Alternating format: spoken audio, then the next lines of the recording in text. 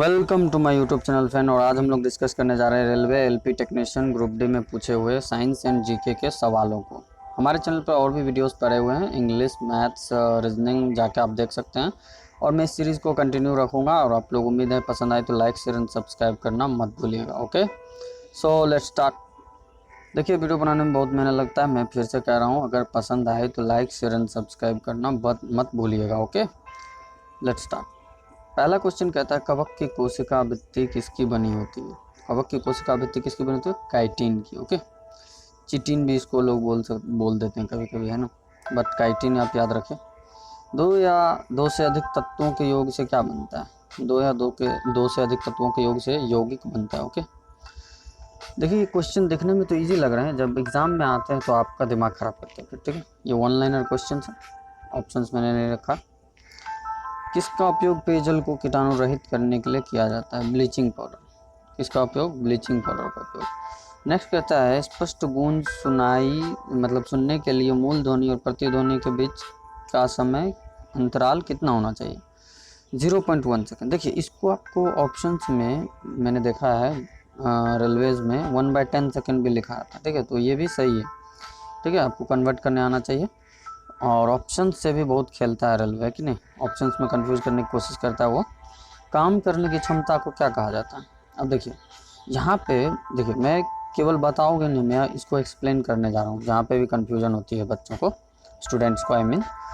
देखिए, यहाँ पे लोग शक्ति मार देते हैं। क्या मार देते हैं? शक्ति और ऊर्जा, दो चीज़ों में कंफ्यूज हो जाती हैं। दो चीज़ें हैं, शक्ति और ऊर्जा। तो काम करने की क्षमता को क्या कहेंगे?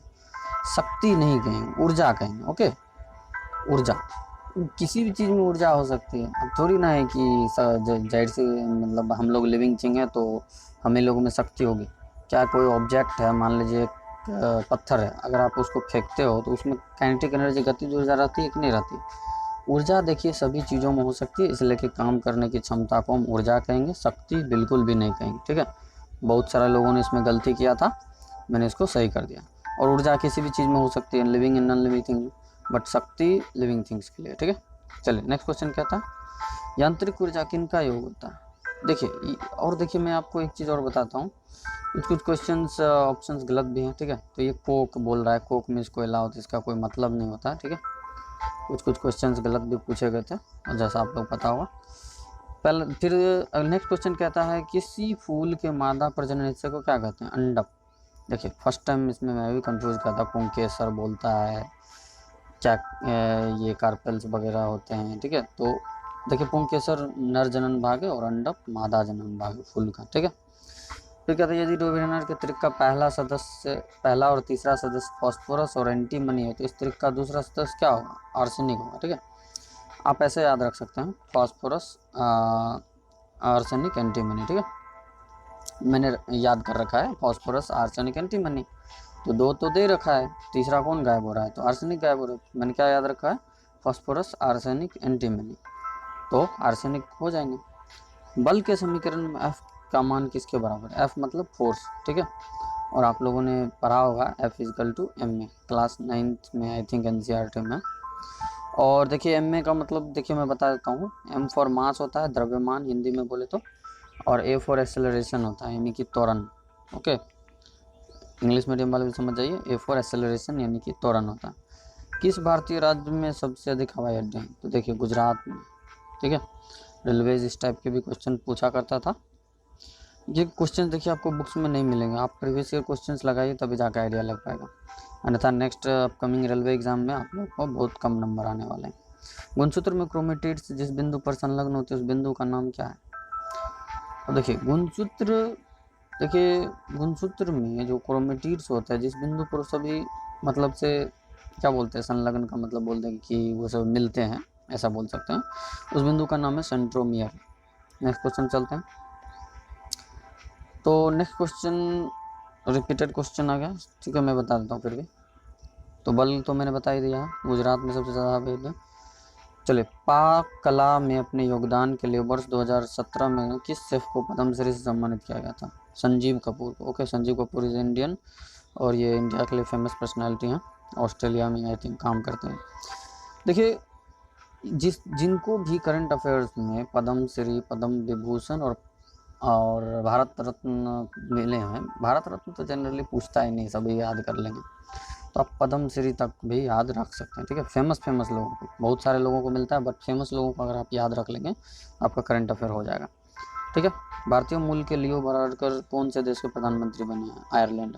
और एक चीज़ मैं आपको करंट अफेयर में और बता दूँगा, एक चीज़ और, अगर कोई भी इंडियन फॉरेन में कोई अच्छा काम करता है, या फिर कोई बिजनेस का सीईओ चुना जाता है, या फिर कहीं नेता बन जाता है, वो इस टाइप से पूछा गया था। बहुत सारे पंजाबी लोग ये इंग्लैंड में नेता वेता बने थे, तो उससे भी सवाल आया था, ठीक है। तो उम्मीद आगे भी आएंगे। तो इस टाइप के करंट अफेयर को आप याद रख सकते हैं, बिकॉज 25 में 12 से 13 करंट अफेयर पूछे जा रहे थे रेलवेज में, ओके, वो भी टफ। उस पेशेवर भारतीय बास्केटबॉल खिलाड़ी का नाम बताइए जो नेशनल बास्केटबॉल एसोसिएशन में शामिल होने में पहले भारतीय। सतनाम सिंह भामरा। और अगर कोई भी पहला भारतीय कोई चीज़ कर रहा है तो उस पर भी नज़र रखिएगा, ठीक है। मैं आपको ट्रिक बता रहा हूँ एग्ज़ाम निकालने का, ऐसा नहीं कि दुनिया भर का पढ़ लिए, दुनिया भर का पढ़ने से कुछ नहीं होने वाला है। फ्यूजिटिव इकोनॉमिक ऑफेंडर्स बिल 2017 में कौन से मंत्रालय द्वारा पारित किया गया? वित्त मंत्रालय। देखिए ये तो बहुत कठिन क्वेश्चन था रेलवे के हिसाब से। उद्योगों में प्रयुक्त शक्ति की इकाई है हॉर्स पावर। देखिए इसमें भी बहुत सारे स्टूडेंट कंफ्यूज होते हैं। अब देखिए इसमें ये यूनिट्स लिखा रहता है, कुछ भी KWH लिखा रहता है, बट देखिए KWH छोटा यूनिट है कि नहीं, हॉर्स पावर जो है बहुत बड़ा यूनिट है। तो उद्योग बोला है ना, उद्योग में तो छोटा यूनिट में मापेगा नहीं, वो लोग हॉर्स पावर में मापते हैं, इसको HP भी बोल देते हैं, ठीक है। आप लोग मोटर में जाके देख लीजिएगा, अपने मोटर होगा घर में, उसमें जाके देख लीजिएगा। ध्वनि किस माध्यम से नहीं गुजर सकती? ध्वनि निर्वात में नहीं गुजर सकती है, ठीक है। कार्बन यानी C12 के एक मोल में कितने परमाणु होते हैं? तो देखिए इसको आप डायरेक्ट याद कर सकते हैं। देखिए अगर आपको ज़्यादा, देखिए कैलकुलेशन तो है ही, बट अगर आप उतना कैलकुलेशन करोगे तो फिर एग्ज़ाम कब निकालोगे? 6.02 इंटू 10⁻23 मोल्स। ज़्यादा डिफिकल्ट नहीं आता, कुछ निर्धारित क्वेश्चन आते हैं, बस आप याद कर लीजिए, हो जाएगा। मार्च 2017 में प्रकाशित भारतीय ऐतिहासिक कथा उपन्यास द राइज ऑफ शिवगामी किसने लिखा था? तो ये लिखा था आनंद नीलकंठ ने, ओके। और देखिए कुछ बुक्स जो लिखे जाते हैं उसको भी आप नज़र में रखिए, जो कि रिसेंट में लिखे गए हों। तो 2018 में एग्ज़ाम हुआ था, 2017 का क्वेश्चन पूछ लिया गया। कार्बन के प्रकोपों से धातु विज्ञान में अपचयन एजेंट के रूप में किसका उपयोग किया जाता है? Coke, okay. कोक का जो है अपचयन एजेंट में सबसे ज़्यादा यूज़ किया जाता है। बाबर की जीवनी बाबरनामा किस भाषा में रचित है? तुर्की। देखिए यहाँ पर उर्दू फारसी ये सब देखे आपको कंफ्यूज करेगा। देखिए मैं आपको बताता हूँ, मैंने एक सेंटेंस याद कर रखा है बाबर के बारे में। तो बाबर कौन था? तो बाबर चगताई तुर्क था। बाबर जो था वो चगताई तुर्क था, इसीलिए करके मेरे को सेंटेंस याद है। तो आप लोग समझ जाइए कि बस तुर्की भाषा में लिखा गया, ठीक है।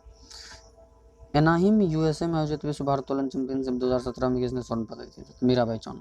और देखिए करंट अफेयर्स में एक चीज़ मैं आपको और बताता हूँ, जो भी गोल्ड मेडल जीतेगा कोई सा भी अवार्ड में, तो वो आप याद रख लेना, ठीक है। फिर देखिए ये 2018 शिफ्ट 1 में पूछा गया था।